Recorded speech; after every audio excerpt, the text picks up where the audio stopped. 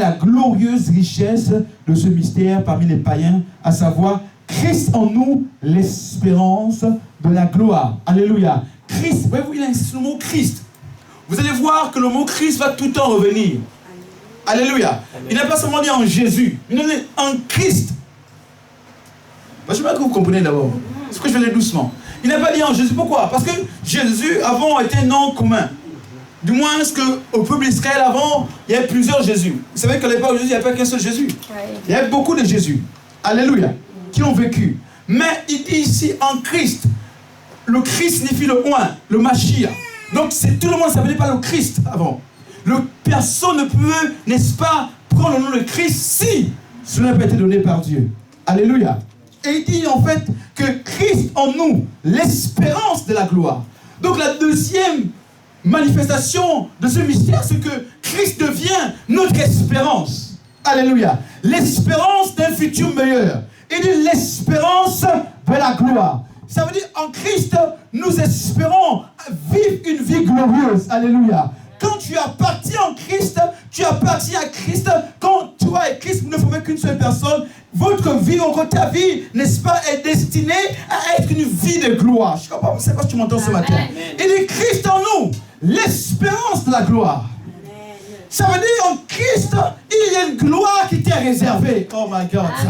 Ça veut dire en Christ, Dieu te réserve le meilleur. Quand on parle de la gloire, on parle du meilleur. Quand on parle de la gloire, on parle du succès. Ça veut dire, les enfants de Dieu sont appelés à vivre dans la gloire. La gloire n'est pas destinée aux païens, mais la gloire est destinée aux fils et aux filles de l'Éternel. Il dit Christ en nous, l'espérance de la gloire. Amen. Parce qu'au début, l'apôtre Paul, lorsqu'il commence ce texte, il commence à énumérer les souffrances. Il dit, je suis entré au travers de ma chair, de mes souffrances. Je participe également. J'achève les souffrances dont Christ a été victime dans sa mort. Il dit, je participe à cela. Il dit, j'ai souffert. Il dit, mais au-delà de la souffrance, Christ pour qui je me sacrifie aujourd'hui, il est l'espérance de ma gloire. Amen. Alléluia. Amen. Christ en nous, l'espérance de la gloire. Ça veut dire que malgré les souffrances, tu sais que Christ est ta gloire. Amen. Alléluia. Amen. Verset 28 dit ceci. C'est lui que nous annonçons, exhortons tout homme et instruisons tout homme en toute sagesse. Écoutez ce qui suit. Afin de présenter à Dieu. Je vais lire ça pour vous. Il dit, verset 28, c'est lui que nous annonçons, exhortons tout homme et instruisons tout homme en toute sagesse, afin de présenter à Dieu tout homme devenu parfait en Christ. Oh, chakarabababababa. Vous ne comprenez pas, mes amis, ce matin. C'est lui que nous annonçons. C'est-à-dire, nous annonçons qui? Christ. Et c'est lui que nous annonçons, exhortons tout homme et instruisons tout homme en toute sagesse. Afin, donc ça a une nouvelle conséquence, afin de présenter à Dieu tout homme devenu parfait en Christ. Donc le troisième mystère, ou le troisième bienfait de ce mystère, c'est qu'en Christ, nous sommes devenus parfaits. Amen. Oh my God, vous ne comprenez pas ça. En Christ, tu es devenu parfait. Amen. Par le fait d'appartenir à Christ, tu deviens parfait. Et afin de présenter tout homme devenu parfait en Christ. Pourquoi? Parce que le sacrifice de Christ sur la croix nous a rendus parfaits. Amen. Oh, alléluia. Alléluia. Amen. La perfection nous est donnée par le Christ. Tous ceux qui appartiennent à Christ sont parfaits. Alléluia. Parce que lui-même, il est parfait. Amen. Nous sommes l'image de notre Maître. Il est tel, il est, tel nous serons. Oh. Amen. Alléluia, alléluia, alléluia. Le diable, ce qu'il veut te faire comprendre, et il veut détruire ta pensée, c'est que tu es imparfait. C'est que tu es pécheur. C'est que tu es fini. Mais il dit, en Christ, tu entends ça? En Christ, tu es devenu parfait. Avant, tu étais sale. Mais dès lors que tu appartiens à Christ, tu deviens parfait. Amen. Pourquoi? Parce qu'avec Christ, tu ne formes qu'une seule personne. Amen. Oh, alléluia, alléluia. Non, vous ne comprenez pas ce que je suis en train de dire. Vous ne comprenez pas ce... Oh là là, alléluia. Vraiment, approche ta voix, s'il te plaît. Je vais montrer ça aux frères. Allez, ils ne comprennent pas. Il dit ceci. Écoutez, nous sommes en train de parler du mystère de Christ. Ok? De ce que nous appartenons à Christ. Quand il dit que nous prenons tout homme parfait en Christ. Ok? Ça veut dire quoi? Ça veut dire, étant donné que nous appartenons à Christ, et Christ vit en nous. D'accord? Et la Bible dit que Christ est parfait par sa nature. Mais le même Christ vivant en nous, se sacrifiant sur la croix, ok, il se substitue. En fait, il prend notre place.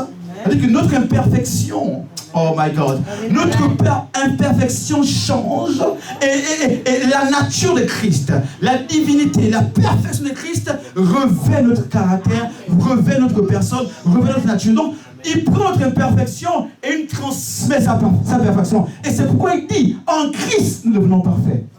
Autrement, j'espère autrement. Le Christ, ça c'est toi qui es là. Ok? Tu es imparfait.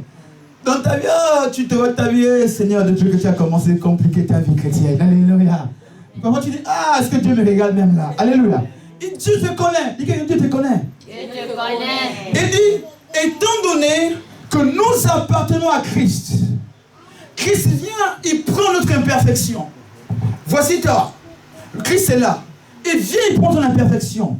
Il te transmet sa perfection. Amen. Ça veut dire que toi, tu disparais. Amen. C'est Christ maintenant qui vit en toi. Et c'est Christ vit en toi, la dimension de la perfection qui vit en toi. Et c'est pourquoi il est en Christ. Oh. Amen. En Christ, tu deviens parfait. Amen. Hors de Christ, tu es imparfait. Amen. Mais quand tu es en Christ, on entend dire in Christ, à l'intérieur de Christ. Oh my God. Amen. À l'intérieur de Christ, tu deviens parfait. Amen. Oh, merci pour votre test. Alléluia. Est-ce que vous comprenez cela? Amen. Quand Christ vit en toi, tu deviens parfait. Amen. Mais quand il dit parfait, ça ne veut pas dire que tu ne vas pas commettre des erreurs, tu vas les commettre. Mais ta nature, c'est la perfection. Amen. Même si tu commets une erreur maintenant, rapidement tu vas te relever. Amen. Et prendre conscience que l'erreur ne fait pas partie de ton quotidien, tu redeviens saint. Amen. Oh. Je suis entré dans des mystères très forts. Amen. Je suis entré dans des mystères très forts. Amen. Alléluia. Merci ma fille. Alléluia. En Christ, nous devenons parfaits. C'est le troisième point. J'ai au moins 9 points que j'ai notés. Mais je ne sais pas si vous comprenez, je m'arrête là et on va continuer le culte. Alléluia. En Christ, nous devenons parfaits. Parfois, le diable met en nous la culpabilité. Le diable met en nous la culpabilité. Alléluia. Il met en nous la culpabilité. Nous empêche effectivement d'être... Tu as commis des erreurs, tu te dis, c'est fini pour toi, tu es imparfait, tu es sale, tu es dégueulasse. Mais la vérité, c'est qu'en Christ, il y a un mystère. Amen. Aussi longtemps que tu appartiens à Christ, il y a un mystère. La perfection. Est-ce que tu peux avancer? Amen. Je ne sais pas si ce que je suis en train de dire là, le 4e point là, vous serez prêts à écouter cela. Amen. Vous êtes prêts? Amen. Are you ready? Amen. Are you ready? Yes, we are ready. Go deeper. Amen. Chapitre 4. 4e point, ou 4e bienfait attaché à ce mystère. Le mystère de Christ, c'est tout en fait de l'évangile. C'est tout, ça concerne tout l'évangile. 4e chose que ce mystère nous apporte en tant qu'enfants de Dieu et appartenant à Christ, ok? La 4e chose, c'est que en Christ, on va voir le texte avant de le lire, donc je vous le dis d'entrée. Le 4e point, pour ceux qui prennent l'autre, le 4e point, en Christ, nous sommes devenus participants de la nature divine. Alléluia. Notez ici, 4e point, en Christ, nous sommes devenus participants de la nature divine. De Pierre, chapitre 1, verset 4. De Pierre, chapitre 1, verset 4, elle dit ceci. De Pierre, chapitre 1, verset 4, la Bible dit, comme sa divine puissance nous a donné toutes choses, tout ce qui contribue à la vie, à la piété, au moyen de la connaissance de celui qui nous a appelés par sa propre gloire et par sa vertu. Ok, par sa vertu. Verset 4. Il dit, lesquels nous assurent de sa part. Lesquels nous assurent de sa part. Et de sa part, les plus grandes et les plus précieuses des promesses. Alléluia. Amen. Les plus grandes et les plus précieuses des promesses, afin que par elles, vous deveniez participants de la nature divine en fuyant la corruption qui existe dans